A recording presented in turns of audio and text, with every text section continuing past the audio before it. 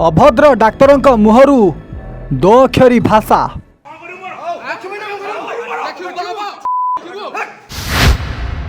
जड़े डाक्तर है रोगी को माड़ मारुंट आउ तमे माने मोर डैंस करिवो कही खराब भाषा रे गाली गुलज करुचंती। जार वीडियो देखिले दर्शक बंधु आपण मध्य कहिबे ए डाक्तर ना रास्ता कड़र कौनसी अभद्र मनीष। दर्शक बंधु अभद्र अशिक्षित असामाजिक आउ अमनीष एमिति चारि गुण संपन्न गोटे व्यक्ति भितर थिबा आपण देखिचंती कि?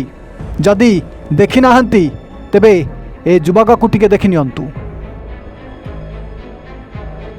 ए कौनसी साधारण युवक नुहंती बरं ए कुआडे हेउचंती जणे सरकारी डाक्तर जे कि सरकारी गोष्ठी स्वास्थ्य केन्द्र रे जणे डाक्तर भावे नियुक्ति पाइछंती किंतु रोगी को अभद्रंक भली व्यवहार करुचंती।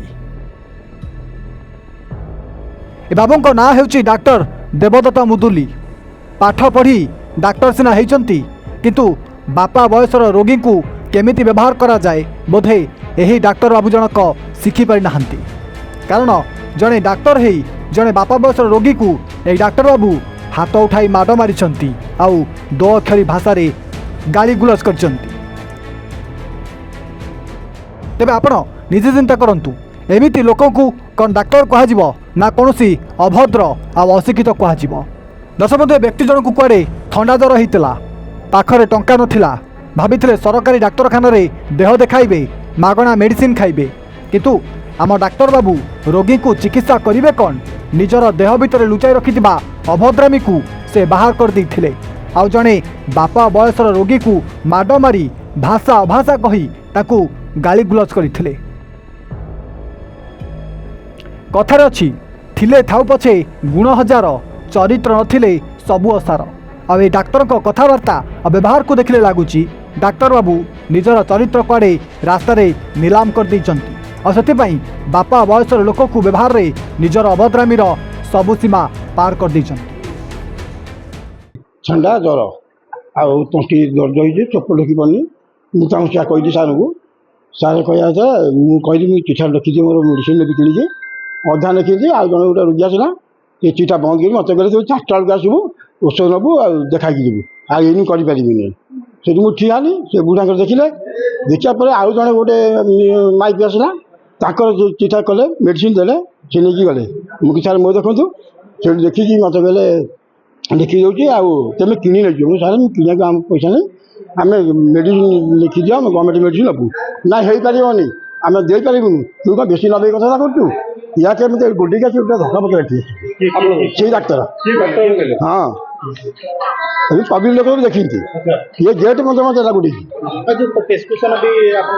आज्ञा है से डाक्टर से घर चिरी फोड़ देना हाँ चिरी फोड़ दे जा कौन करूँ थाना डाक मुझे सारे थाना डाक जान थाना आम कौन कहले कि आम देखिपारे। हाँ आज्ञा पिपिली सरकारी डाक्तरखाना रे युवा डाक्तर देवदत्त मुदुली रोगी को दुर्व्यवहार करथिबा अभियोग होईछि। ड्यूटी रे थिबा ए डाक्तर रोगी को कुआडे डाक्तरखाना रे माड़ मारथिबा अभियोग आनिचंती से निजे रोगी जनक। आउ ए कथा को नहीं पिपिली डाक्तरखाना रे गाँ लोकंक उत्तेजना देखाइथिबा बेले घटनास्थल रे पिपिली पुलिस पहुंची परिस्थिति को नियंत्रण करिछि। सूचना अनुसार 55 वर्षीय ए व्यक्ति गतकाली मध्याह्न चिकित्सा पिपिली डाक्तरखाना को जाइथिले। डाक्तर सहित देखा कराइबा परे सरकारी औषध देवाई रोगी जनक डाक्तर को अनुरोध करथिले किंतु सरकारी औषध नुहे बरं बजार औषध किनिबा एक डाक्तर जनक रोगी को बाध्य करथिले।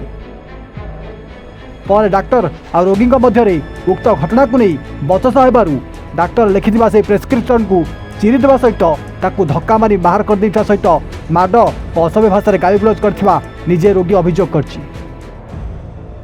ए खबर पाई स्थानीय लोक मैंने घटनास्थल में पहुंची डाक्तर एभली व्यवहार पाई डाक्तर को पचरा उचरा करथिबा बेले डाक्तरखाना रे उत्तेजना प्रकाश पाइथिला जहाँफल ए वीडियो भाइराल होगा पर ए डाक्तर प्रति केउं भली कार्यानुष्ठान ग्रहण कर जाउछि ताकू केवल देखिବାକୁ बाकी रहिला। पिपिली प्रशांत महाराण को रिपोर्ट एवं ओडिया।